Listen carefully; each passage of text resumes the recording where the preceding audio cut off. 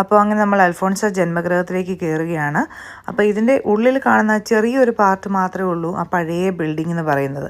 വെളിയിൽ കാണുന്നതൊക്കെ പുതുതായിട്ട് ബിൽഡ് ചെയ്തെടുത്തേക്കുന്നതാണ്.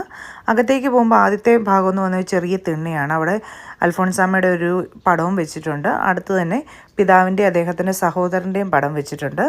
അകത്തൊരു മുറിയുണ്ട്, അതാണ് അൽഫോൺസാമ്മ ജനിച്ച മുറി എന്ന് പറയുന്നത്. അവിടെ ഒരു കട്ടിലുണ്ട്. പിന്നെ അൽഫോൺസാമ്മ മരിച്ച ദിവസത്തെ പടം അവിടെ കൊടുത്തിട്ടുണ്ട്. അതിൻ്റെ അകത്ത് ആ ഫ്യൂണറലിന് വന്നേക്കുന്ന ഓരോരുത്തരുടെയും നമ്പർ ചെയ്തിട്ടുണ്ട്, ആരൊക്കെയാണെന്നുള്ളത് അവിടെ എക്സ്പ്ലെയിൻ ചെയ്തിട്ടുണ്ട്. പിന്നെ വെളിയിലേക്ക് വരുവാണെങ്കിൽ ഒരു മ്യൂസിയം പോലെയാണ്. അത് അൽഫോൺസാമ്മയുടെ ജീവിതത്തിൻ്റെ പ്രധാന ഘട്ടങ്ങൾ ഓരോന്നും അതിൻ്റെ അകത്ത് എക്സ്പ്ലെയിൻ ചെയ്തിട്ടുണ്ട്.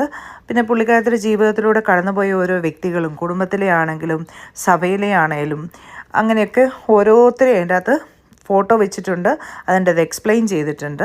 അങ്ങനെ നമുക്ക് ചെല്ലുവാണെങ്കിൽ ഇന്ത്യയുടെ ഫസ്റ്റ് സെയിൻറ്റിൻ്റെ ലൈഫ് ഫുള്ള് നമുക്ക് ഒറ്റയടിക്ക് കാണാൻ പറ്റും.